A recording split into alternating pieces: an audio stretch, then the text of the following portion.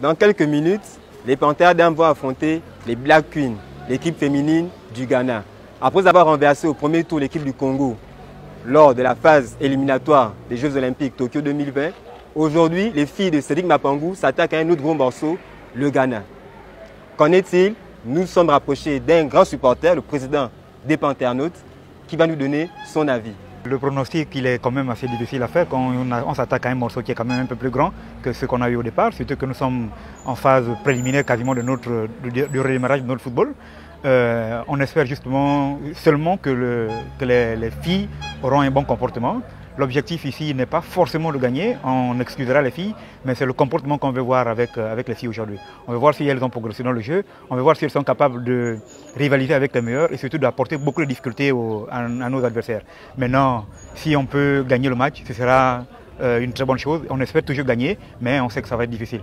Pouvez-vous nous donner un pronostic? Je partirai pour un petit 1-0, ce sera bien pour nous, pour emmagasiner la confiance dans justement cette optique de reconstruction de notre football féminin. Comme le président de l'association des Panternautes, bon nombre de supporters gabonais ayant fait le déplacement pour le stade de Monédan ont cru que les Panthères ne devaient pas courber les chines. Malheureusement, ils se sont bien mis le doigt dans l'œil. Les espoirs d'arracher une victoire commenceront à s'envoler à la fin de la première mi-temps. À la 44e minute de jeu, la Ghanéenne Juliette Achopong ouvre le score suite à une erreur défensive de l'équipe gabonaise. 1-0. C'est sur ce score que les deux équipes vont se séparer à la mi-temps. Du retour des vestiaires, il a fallu attendre la 60e minute de jeu pour voir les Black Queens enfoncer le clou par l'entremise de sa capitaine Portia. 2-0. Le récital ghanéen s'est poursuivi à la 87e minute avec la réalisation de Priscilla Okieré. Les Gabonais sont à genoux.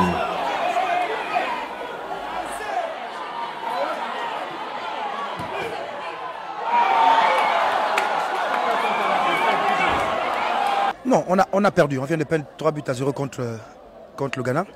Et en tant que technicien responsable, je me dois d'abord d'assumer ce résultat et de ne pas rentrer dans des fuites en avant. Ce qui n'a pas marché, vous pouvez le décrypter aisément puisque tout le monde a été mis au courant de l'impréparation de ce match. Et non sans verser dans l'accusation d'autrui. Je voudrais simplement dire que j'avais d'autres objectifs que de... Il y avait la possibilité de faire un match nul, il y avait la possibilité de ne pas encaisser autant de buts. Maintenant, le Ghana a su élever son niveau de jeu et en deuxième mi-temps, nous n'avons pas eu suffisamment de fraîcheur pour atteindre cet objectif, ne fût-ce que de perdre 1 ou de 2 buts à 0.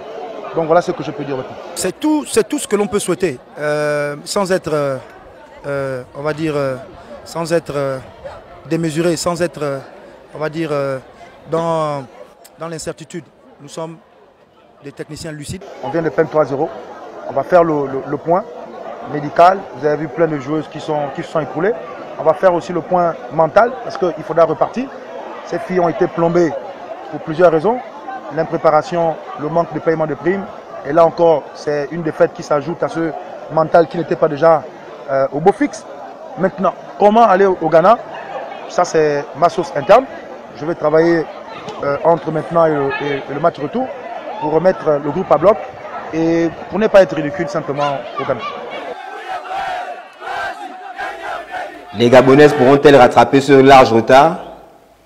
La tâche sera ardue, mais pas impossible. Rendez-vous dans quelques jours pour le match retour à Accra.